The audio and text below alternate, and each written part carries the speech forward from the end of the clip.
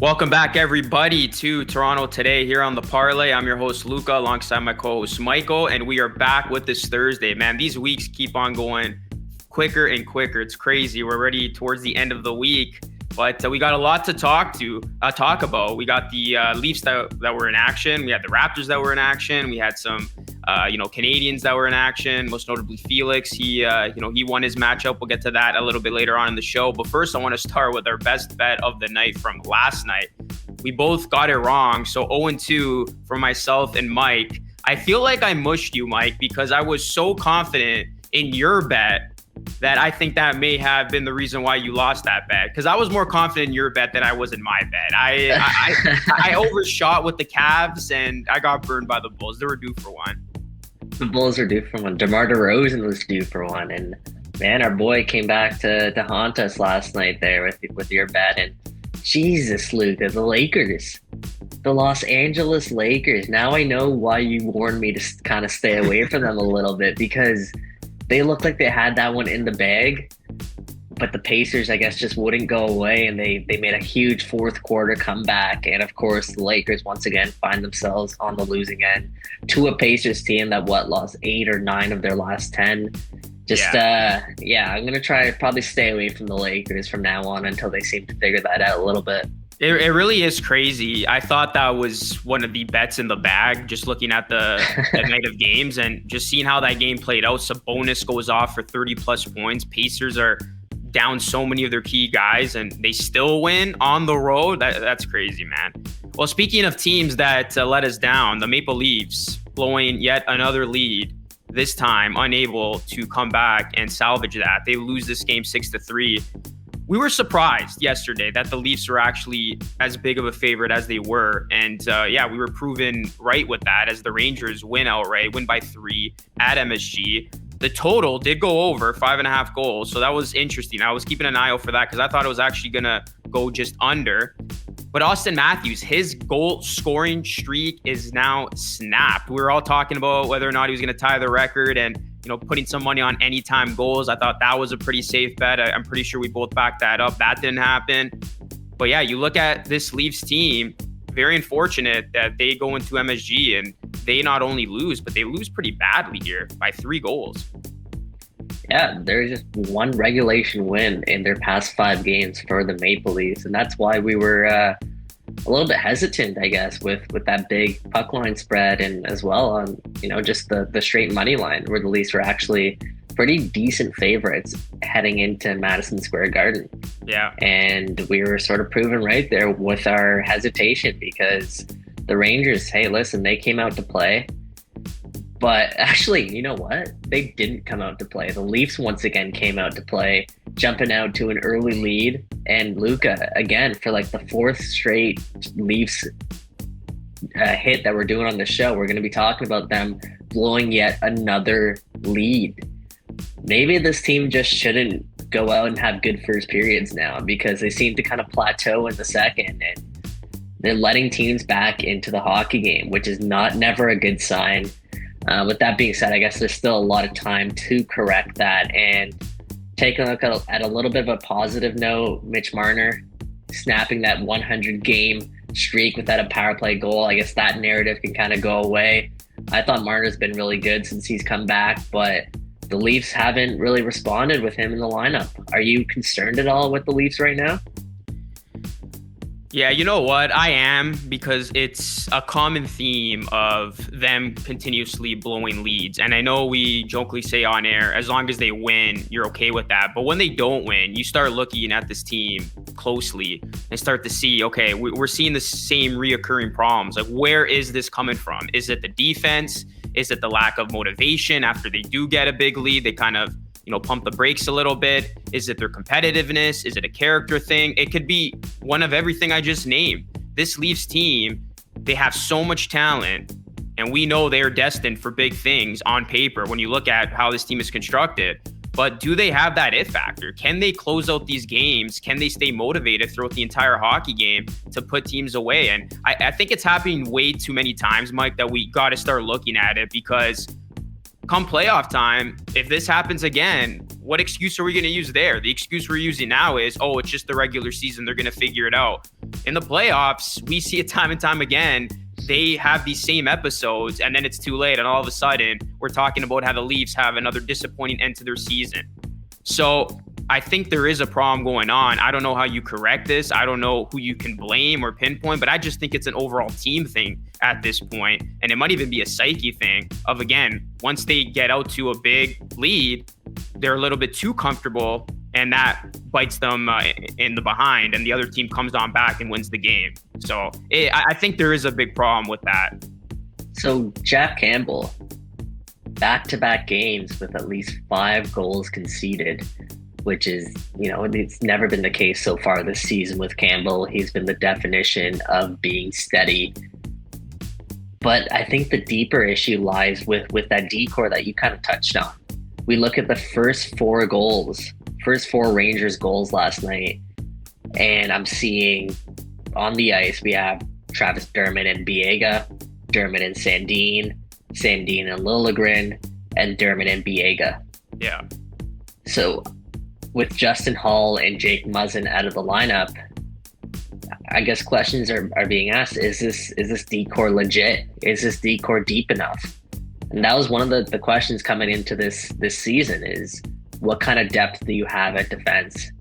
I can't really think of any really, really star-studded prospects they have coming through the ranks on defense, especially ones that are ready this season, aside from Liljegren, because I think Liljegren's actually done really well. But is this a decor that can win you a playoff series? Jake Muzzin injured. He hasn't been the same this season. He's dropped off incredibly, and with $5.5 million per season for another 2-3 years on his deal, that's dangerous. You're treading some dangerous waters there. And of course, Justin Hall, everyone's talked about his sort of decline this year. So even with those guys back in the lineup, is this a decor that you can make a deep run with? And I'm not too convinced. Yeah, I wouldn't put blame on Campbell. Overall, he's had a great season. I'm not looking into that.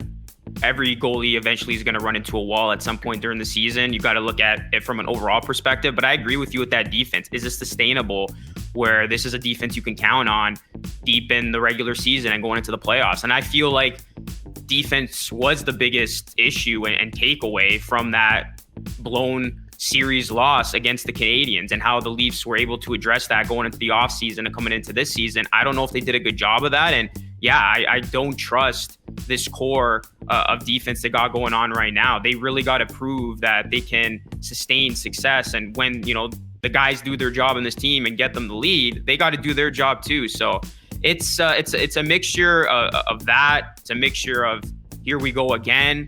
And it's a mixture of the fans being used to this, where they see the Leafs up early and then all of a sudden it goes the other way. But let's focus on a positive now with the Maple Leafs. Well, and Luke, if I can, just before, it's funny that we're talking about their defense. And I'm actually just pulling up the stats here, and they actually have a pretty good rate when it comes to goals against. Like that, right now they're 6th in the league in goals against per game. So I mean, that's pretty good. But we keep coming back to that narrative because it's the eye test for us. It's not necessarily just the numbers here. I mean, I think the numbers are a little bit deceiving. I think Campbell's kind of played out of his mind. And I think the team collectively has done a good job defensively. I think they're all really defensively responsible. When you think about their centers, Matthews, Tavares, David Kampf, and Jason Spezza, those guys are all really responsible in their own zone. So I don't think we should look at the numbers here and say, okay, they're really good at goals against, numbers wise, but I think on paper that'll come back to bite you, or on the ice actually that'll come back to bite you. So just wanted to get that in there because I know the stats are probably in the Leafs' favor, but I'm not convinced.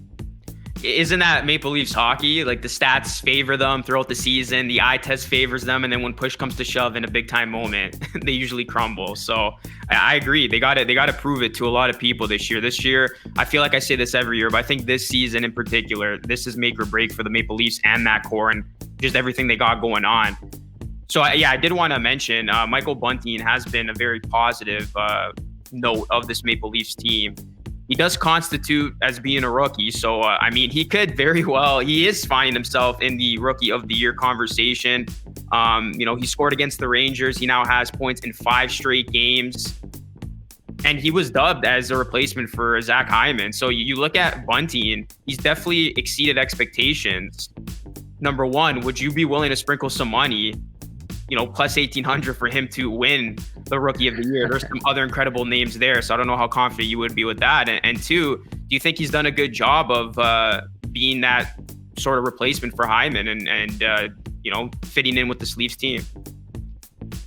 Yeah, so number one, plus 1,800 there to win Rookie of the Year. When you have players like Lucas Raymond, who's the favorite right now, plus 150, Trevor Zegras at plus 170, Moritz Seider of Detroit at plus 550. I'm not convinced Bunting's going to kind of beat those guys out for that Rookie of the Year, especially when you consider he doesn't have that name. He doesn't really have that profile. He's kind of a late bloomer. And he's not really doing it on his own like some of these other guys are. Of course, he's playing on a line with Matthews and Marner. And so that definitely inflates his numbers a little bit. But yeah, he's been absolutely incredible. And, Kyle Dubas had to do this in terms of he had to take a lot of gambles on some of these unknown commodities or guys who were coming off injured seasons. If you think of Andre Kasha, and give them a low contract, low prices on their contract because you have to fit a certain amount of guys under the salary cap. So he kind of took a couple of swings. We talked about a miss the other day in Nick Ritchie, who was definitely a swing and miss there. But one of the guys he absolutely did hit it out of the park with is Michael Bunting. Yeah. A 2-year, $950,000 deal. I know this is a guy that Kyle Dubas knew really well from his Sault Ste. Marie days. And it's paid off. Bunting has absolutely fit in really well with that top line alongside Matthews and Marner. Even when Marner was out for, a long period of time, Michael Bunting was there helping out Austin Matthews. He made Austin Matthews. I feel like he made Austin Matthews better. And is he a like-for-like replacement with Zach Hyman? No. And I think that's why Dubas kind of brought in a number of guys, because he wanted to do that by committee. But that being said, he's definitely helped soften the blow of losing Zach Hyman. He's producing really well, probably similar to what Hyman was producing. I know Hyman's having a really good year this year, but at a much cheaper price as well. So I think this is a great deal of business. He's great in the corners. He does a lot of dirty work, and he adds that little bit of feistiness that this team kind of misses, especially with the departure of Zach Hyman. Michael Bunting's often in people's faces in scrums, and he's a local kid too, a Scarborough native. So he checks off a lot of boxes that you absolutely like to see in this Maple Leafs lineup. Yeah, I was going to say he's that disruptor, right? And he has those parallels to Hyman, just kind of, the way his forechecking plays, attacking style. I just love this kid's motor, and he's done incredible things, playing on that first line. And yeah, he's been better than advertised. I think Maple Leafs fans did not expect him to kind of be this big of a contributor throughout the season. And so far, he's been a real good story of this team. Now, in terms of Rookie of the Year, I agree with you 100%. I don't think he's going to go on to win that. But it's just funny how he's able to even be in that conversation. That speaks volumes to the type of season he's having and the type of production he's giving this Leafs team. So, yeah, we'll see if the Leafs can continue to build off that and they continue to not blow leads and get these Ws when they matter. All right, let's switch gears now, talk about the other Toronto team now. That is the Raptors. Really funny. The spread was 4, and the Raptors lost by 4. So that's what we call a push. Literally just ended on what Vegas thought the line was going to be. And same old narrative in this one, I feel, for the Raptors. We talk about the Leafs choking and blowing leads. And for the Raptors, we talk about them not having any sort of bench production and Nick Nurse playing Siakam, Benvelip 40-plus minutes a night and just watching them, do their thing out there until they collapse on the court, it seems. The Raptors, they had, 7 players finish in double-digit scoring. And Benvelip became the first player in the NBA to log 40-plus minutes in 5 straight games. It's incredible how much they're using Benvelip and just playing him and Siakam. Siakam's been, I think there was one game in the last 3, Siakam just went under 40 minutes. It was 39 minutes, but he's also been logging some heavy minutes. Luka Doncic was phenomenal in this one. I thought he carried the Mavs. The Mavs didn't really have much of a supporting cast. Hardaway Jr. hit a couple big shots and Porzingis, but all in all, he had 41 points, 14 rebounds, 7 assists.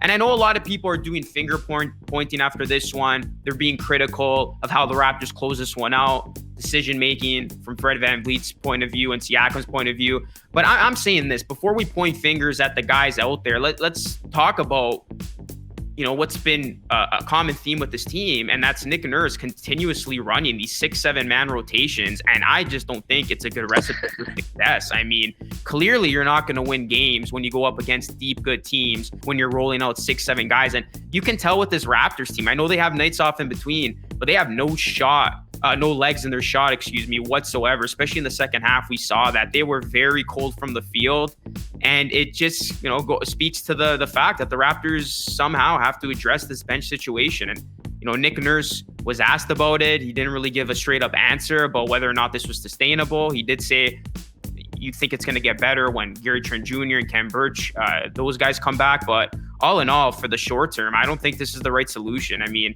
I know the bench has been miserable. Svi, Yuta, Banton, and Flynn this month, 5 for 35 combined from the field. So I understand why Nick Nurse isn't playing this bench. But you just got to put some guys out there just to give your starters some rest at this point, because it's catching up to them. For sure. Fred VanVleet leading the NBA right now, I believe, in minutes played. 14 times this season, the most in the league. He's played over 40 minutes. Pascal Siakam, as well as you mentioned, he's logged 40-plus minutes 9 times, the 5th most in the league, and he didn't make his season debut until November because of his off-season shoulder surgery. Yeah. So he's played 40-plus minutes in 9 of his last 13 games, 10 if you include that game where he hit that 39-minute mark. And it's become the talk of the town right now is that Nick Nurse kind of refuses to use the rest of his bench. He's lost their trust. And that's why I kind of had on the rundown here Nick Nurse versus Masai Ujiri, because it seems to me like Nurse is sort of trying to force Ujiri's hand, saying, hey, go out and get me some help that can actually help us. Because, hey, Luca, this team is playing good basketball. I don't think there's any way about that. I don't think last night they actually played their best game. No. But they were still in that against a Mavericks team that we were discussing yesterday. Like, we didn't want to take that spread for the Raptors, the 4-point underdogs, because of how good the Mavericks have been. So I'm okay with the way the game turned out last night in terms of they had a shot really until that final couple minutes. Scotty Barnes, he's showing some growing pains right now. I mean, we can talk about his defensive lapses. I used plural there because it happened a couple times where he left Luka Doncic wide open. That's Luka Doncic. Like, that's not, I don't know, some random guy on their team. That's not Tim Hardaway Jr. That's Luka Doncic that you're not even contesting whatsoever. And obviously that burns you. You know, the biggest shot of the game, he did that on. And I know Nick Nurse was not happy about that. And why should he be? Because Scotty Barnes kind of let them down there at that point, but I'm not going to rag on Scotty too much. He's a rookie. Hopefully it's just a hard lesson he had to learn. But what I do want to focus on is what you touched on, Luca, and that's the rotation. So Fred VanVleet was asked last night about that rotation, and his response was, we're grinding it out. We've got high character guys and a great medical team, great organization, and we're doing everything we can to be ready to play every night. We were getting good performances from the guys we're playing. This is what we got until otherwise. So it's the players asking Masai as well, sort of to tell them to get them some help. But it's interesting because we talked about this the other day, Luca. Does this team want to be buyers or sellers? And I think that's the $1 million question in Toronto right now. We're kind of in that middle ground. And we're putting in good performances, but we're not getting over that hump. We've faced some really good teams, but when these losses add up, at a certain point, you have to question whether or not they are actually good enough and whether or not it's worth investing more assets into this current team. And I think that's it. I think that's the $1 million question there. And I'm not sure if we have an answer to that right now. I don't know if Masai does either. Yeah, I think there's a lot of confusion right now. Typically in a developmental year, you're going to play your guys, you're going to give them minutes. And, that would suggest, okay, play the bench. Even if they do have growing pains, they don't look good. Just, ride them out, see what they can give you over a long period of time. But that's not happening. So then that suggests, okay, are the Raptors really serious about winning games and making a playoff push? And if that's what we're seeing, then you got to go out and help the starters. You got to go out and get some backups and an insurance policy. Now, Gary Trent Jr. being out is huge. If he's back, he opens up so much for the Raptors. Great floor spacer, provides that offensive firepower that they're desperately lacking right now, especially in the second half of games. You can see in that third quarter especially, they just fall off a cliff. And Ken Burch. So with those two in particular, hopefully coming back soon, that's going to help the Raptors have at least 9 guys you can play. But outside of that, I mean, the Raptors, if they have a bench you can count on and guys coming in and giving you some sort of production, I would argue they win that game against the Mavs and the Heat, because they had no business winning that game against the Mavericks. The Mavericks, I thought, were going to blow them out, but the Raptors kept hanging around. And despite Luca dropping 40+, the fact that the Raptors had a lead with, I think, like 1:30 left before the whole Luka Doncic blown coverage 3 happened, they had a chance to win that game. They had no business winning this game. So the starters are playing hard. This team is playing hard. And yeah, at some point, a side has to tip over. Is it going to be Masai making a move? Is it going to be Nick Nurse using his bench and not blacklisting these guys? But yeah, all in all, man, it's making for some good off the court narratives, because you can't get mad at the guys on the court. I know we talk about Scotty Barnes, his lapses, but he's a rookie. These players, they cannot play perfect every single minute they're out there. They're doing their job and they're keeping games close and they're having a chance to win at the end against good teams. That's all you can ask for. But they need some support. They need some help. I mean, name me one elite team in the NBA that doesn't have a reliable bench that they can count on, that doesn't have depth that they can count on. You can't name one. The NBA is built with these star-studded teams, but they have 2 lineups that they can roll out. They got 8, 9, 10 guys that they can play on every given night that's going to give you something. The Raptors right now, they're just going with this shorter rotation, and it to me seems like Nick Nurse is going to continue to run with this until Gary Trent Jr. is back and until Ken Burch is back. I don't think he's budging to play any of those other guys that we mentioned. The Svi Mykhailiuks, the Malachi Flynn's, Delano Banton, who's now back with the 905. So yeah, it's crazy. We'll see how they look now against the Wizards on Friday, but I think that's going to be a similar story there. The Wizards aren't a terrible team. Raptors starters can ball out, but then how is this team going to look in the second half and the third quarter when you got to give your starters a much needed break? There's been a run of games right now where they actually, in the last 2 quarters, they haven't scored more than 25 points. So that maybe just be a testament to the legs burning out there a little bit. And it's kind of interesting that now we're discussing the Raptors team sort of in this light, where I feel like the past couple months, we were looking for another superstar to kind of add to this team. It wasn't about adding depth pieces to make this team good. It was about adding the next Kawhi Leonard, or the next guy that can kind of take those shots. But the reason why I think the Raptors and Masai Ujiri should go out and add to this team is because they have a lot of talent right now that has emerged, and you don't waste talent like that. You don't waste hot stretches and hot seasons like this. Pascal Siakam, Fred VanVleet, these guys are playing like all-stars right now. OG Anunoby has turned into like one of the best role players in the NBA. Gary Trent Jr., we talked about the season that he's having. I mean, Chris Boucher's even emerged. Yeah. And you know what all these minutes are really good for? Prop bets. They're really good for prop bets. If you're betting on a Boucher, if you're betting on a Precious Achiuwa, OG Anunoby right now, even Fred VanVleet and Siakam, like, these are good prop bets because you know they're getting minutes, you know they're getting shots. Someone has to grab the rebounds for the Raptors, so you might as well take a look at some of those prop bets, because Nick Nurse does not seem keen on playing other guys right now. Yeah, that's a really good point from a betting angle. I mean, the Raptors starting 5, they're averaging the second most points in the league this season at 83.1 points per game. But that's probably more about them playing every single damn minute out there than it does anything else. I mean, yeah, like, you're going to play these guys 40 plus minutes, 30 plus minutes every single night. They are going to record those stats. So I find that fascinating, but on the flip side of them obviously getting a ton of minutes and players are going to produce, I think that's reassuring of what you just said, that the core, the meat and potatoes of this team is solid. Now it's time to invest in that and build around them and see what they can do. Like, before it was talking about, can we get that superstar? Then it was talking about, can we get that star center or that upgraded center? Now it's talking about, can we get some depth on this team? And I think a lot of people were fooled that the Raptors were going to have a good bench and we're going to have some good depth going into the season, because you look at some of the names that were there on paper looked pretty good. But what we've seen on the court, this team desperately needs some depth. And I think they're owed it to them. They're playing unbelievable. The numbers speak for themselves. Fred VanVleet, Siakam playing like all-stars, like you just mentioned. You got to invest in this team. You can't just simply leave them hanging dry and left for dead, especially when they go up against some of these good teams that do have incredibly deep teams that can beat you anyway. So, it really is a wild situation with the Raptors right now. These starters, they'll go out and win you games, but it's like, how long can you rely on this? And I guarantee you, when you run into elite teams, it will catch up to you, as we've seen against teams like the Suns, the Heat, and now the Mavs.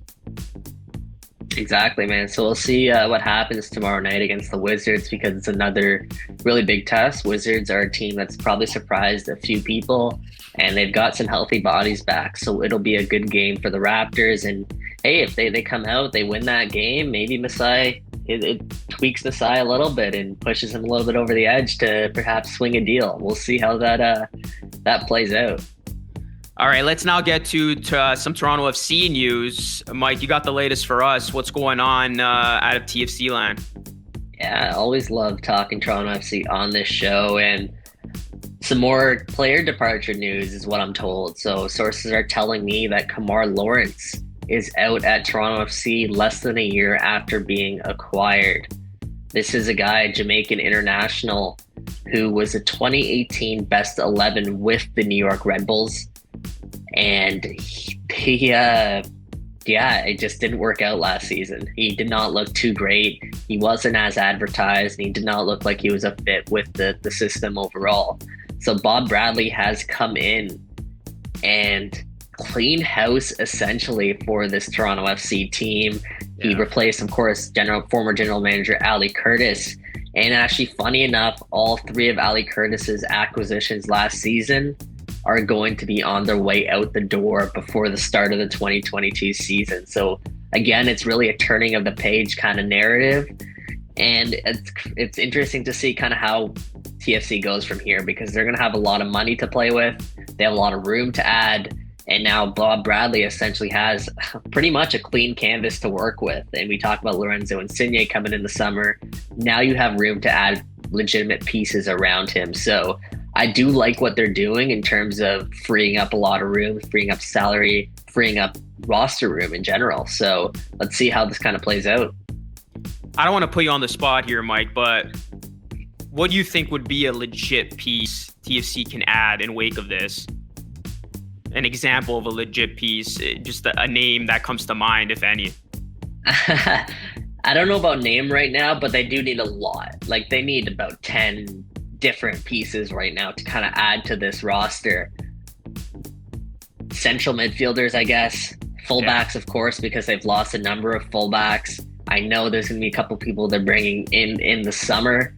But I don't want to get too ahead of myself right now in terms of dropping names, just because they're not 100% yet. But I am looking forward to the addition of Carlos Salcedo, as we touched on last week, because he will be joining the team hopefully in a couple days. But I'm hearing he will be joining the team in California in training camp. And this is a guy with a lot of pedigree in the league. So that's great. And they also announced today the signing of Abayo Akinola, one of their players from last couple seasons, who's been one of the best goal scorers in the league. So that's some positive news as well.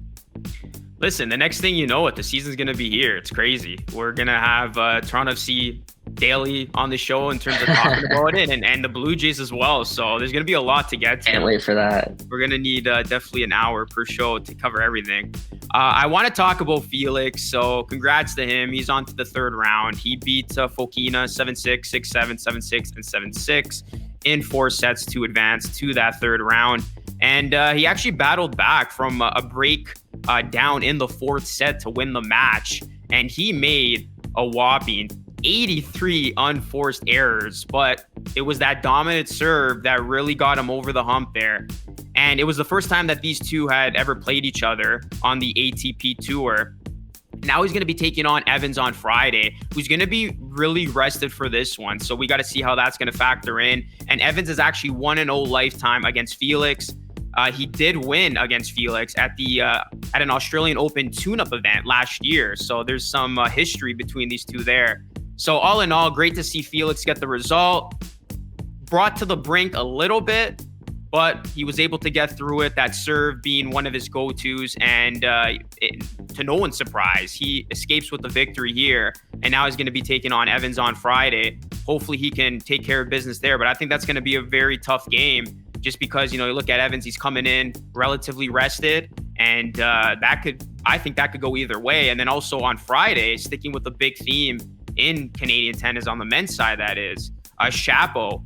He's going to be taking on Opelka, and that's going to be another incredible tough matchup. So we're going to have two big showdowns tomorrow in men's Canadian tennis, and hopefully we can talk about it on Monday that they're both still alive in this tournament, both Shapo and Felix. So I like their chances, but I think this round is going to be tough for both of those players. I think they're really going to be battle tested here. Yeah, I think Shapo's actually playing tonight or early tomorrow morning, as you kind of touched on, because Australian Open, the times are so funny. Yeah, I know. Like, there's no way. Very confusing. Very confusing. There's no way that you can kind of stay up for those matches unless you're just committed. But as on Toronto today, we have a lot of sports to watch, so I don't know if we're going to be staying up for Shapo's match tonight. But going back to that Felix match for a second, he was also down a couple breaks in the first set. And he had to battle back, and he prevailed, which is absolutely great. But it's concerning that he's not winning that match convincingly, and B, that how much time he's spent on the court so far. We talked about Shapo a little bit, but Felix, I think he has more than 10 hours spent on the court already versus over his first couple of matches, which is obviously not a good thing when, an Open like this, it's a marathon, not necessarily a sprint here. Yeah. Slow start out of the gates for both Shapo and Felix. I know Felix also has he has a tough draw. He might have to go through Medvedev and Zverev potentially to get to sort of that final. So it's going to be tough. And right now his odds are still at plus 5,000. So I don't think they've actually moved despite Felix coming up with the win. And we'll kind of see how that sort of plays out throughout the rest of this tournament, if that factors in at all. But I am excited to see Shapo, see if he can kind of prevail here. I know it's going to be a big test. And I guess we'll get to that a little bit more just now. Yeah, that was a marathon of a game. I think the official time was over 4 hours for Felix to take care of business against Fokina. So that it's a really good point. You got to touch on it early on in the tournament. You kind of want to cruise by, save your legs for the end, especially if you're expected to make a run. So the fact that they're logging that many hours, that's not a good thing out of the gate. So we'll see if it does catch up to them or not. But we're pulling for both guys. Hopefully they can continue to win and continue to make a deep run at the Australian Open. All right, let's pick some winners for tonight. Thursday night, best bets. Let's get it. Mike, what do you got for us? Let's get it. 3-6 right now. So I don't know if you should be taking my advice, but hopefully I'm not wrong. Hopefully I don't jinx anyone, because as I kind of alluded to there, I'm taking Denis Shapovalov over Reilly Opelka tonight. Wow. I like it. Minus 110 on the money line. Both guys are kind of even odds right there. And I like the Canadian here. They're 1-0 lifetime. I know the match was a while ago, 2017, but he did get that win, so that should give him some confidence heading into this one. And I feel like the betting lines are kind of skewed a little bit because Opelka's American. And a lot of Americans like putting money on their guy. So that's why I feel like the betting line's a little bit skewed here. I think Shapo actually should be the slight favorite heading into this one. I mean, Opelka's ranked 23rd, Shapo's ranked 14th. I know Shapo hasn't really convinced too many people so far, but as you kind of touched on the other day, Luca, that's kind of sometimes that's growing pains you have to go through in a tournament if you're going to make a long run. So if Shapo can get by Opelka, I think he has a bit of a lighter draw than Felix does. So I'm going Shapo here, and hopefully he can prevail, the Richmond Hill, Ontario native. I like the pick, and it was a perfect segue from our last segment. So yeah, let's go Shapo. You really got to come through now. For my pick, I feel like I pick NBA every single night. Sorry, I just got to stick to what's somewhat working, I would say. But I like the Warriors tonight. I'm not typically a guy who lays points, but I'm going to lay the 11.5. They're going to be taking on a Pacers team. Yeah, they're coming off a nice win against the Lakers, but they're going to be playing second night of a back-to-back, and they're going to be playing against a team that is a lot better than the Lakers right now, and a team that does take care of business against lower-tier opponents. The Warriors were 15.5-point favorites against the Pistons the other night. They easily covered that, so I trust them here at home, one of the best home teams in all of the NBA, to get it done. Klay Thompson starting to come into his own, and I don't think Draymond Green is going to be playing tonight, but even if he doesn't go, I mean, I still like the Warriors here. The Indiana Pacers, they're not a good team. And I think yesterday was just them going up against a Lakers team that's got their own problems.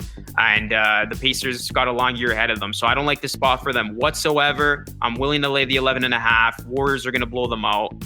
And look for Klay Thompson to continue to get some legs under him as he's starting to now look a lot better. He had 21 points last game. So let's see if he could top that for tonight. Give me the Warriors minus 11.5. I like it. I like it. And for a couple of reasons. One, I saw Sabonis in the fourth quarter. He kind of tweaked his ankle a little bit.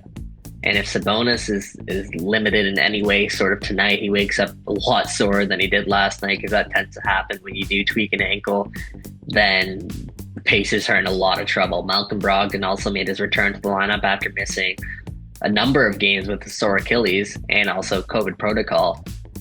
But will he play on a back-to-back? That's another question mark right now. And the Warriors, they bounce back against the Pistons, and I think they continue to have to prove that they are legitimate contenders, because they sort of dropped off a little bit. They had a little bit of a lull, and as Klay Thompson kind of integrates himself back into the lineup here, I think the Warriors will also get going. So I do like that pick. 11.5 is a big number, especially if Karis LeVert somehow catches fire once again down the stretch. But I'm with you there, Luca. I can't see the Warriors kind of blowing this one. Well, we said that yesterday with the Lakers, and they blew it. So hopefully it doesn't happen again. But I have a lot more faith in the Warriors than I do the Lakers at this point of the season. That will conclude another edition of Toronto Today here on the Parlay.